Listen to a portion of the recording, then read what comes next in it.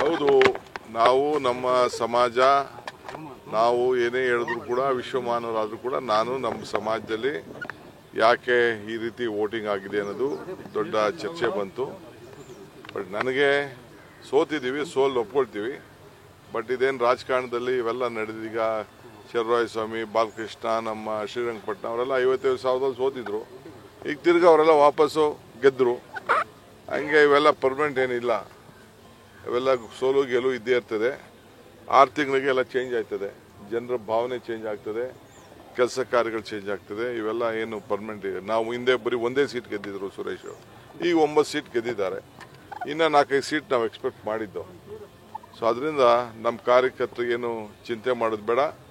I am telling you, ನನಗೆ ನಂಬಿಕೆ ಇದೆ 2028ಕ್ಕೆ ಕಾಂಗ್ರೆಸ್ ಸರ್ಕಾರನ ವಾಪಸ್ ತರ್ತೀನಿ.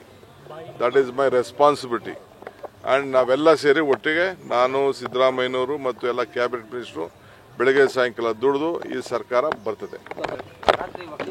ಹೌದು, ನಾವು ನಮ್ಮ ಸಮಾಜ ನಾವು ಏನೇ ಹೇಳಿದ್ರು ಕೂಡ ವಿಶ್ವಮಾನವರಾದರೂ ಕೂಡ ನಾನು ನಮ್ಮ ಸಮಾಜದಲ್ಲಿ ಯಾಕೆ ಈ ರೀತಿ ವೋಟಿಂಗ್ ಆಗಿದೆ ಅನ್ನೋದು ದೊಡ್ಡ ಚರ್ಚೆ ಬಂತು.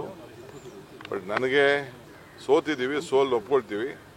ಬಟ್ ಇದೇನು ರಾಜಕಾರಣದಲ್ಲಿ ಇವೆಲ್ಲ ನಡೆದೀಗ ಚರ್ರಾಯ ಸ್ವಾಮಿ, ಬಾಲಕೃಷ್ಣ, ನಮ್ಮ ಶ್ರೀರಂಗಪಟ್ಟಣ ಅವರೆಲ್ಲ 55,000 ಸೋತಿದ್ರು. ಈಗ ತಿರ್ಗಿ ಅವರೆಲ್ಲ ವಾಪಸ್ಸು ಗೆದ್ದರು. ಹಂಗೆ ಇವೆಲ್ಲ ಪರ್ಮನೆಂಟ್ ಏನಿಲ್ಲ, ಇವೆಲ್ಲ ಸೋಲು ಗೆಲುವು ಇದ್ದೇ ಇರ್ತದೆ.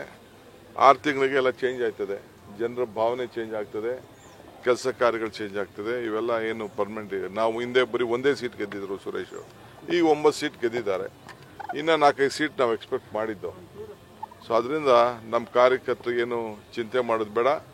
ಐ ಆಮ್ ಟೆಲಿಂಗ್ ಯು, ನನಗೆ ನಂಬಿಕೆ ಇದೆ 2028ಕ್ಕೆ ಕಾಂಗ್ರೆಸ್ ಸರ್ಕಾರನ ವಾಪಸ್ ತರ್ತೀನಿ. That is my responsibility.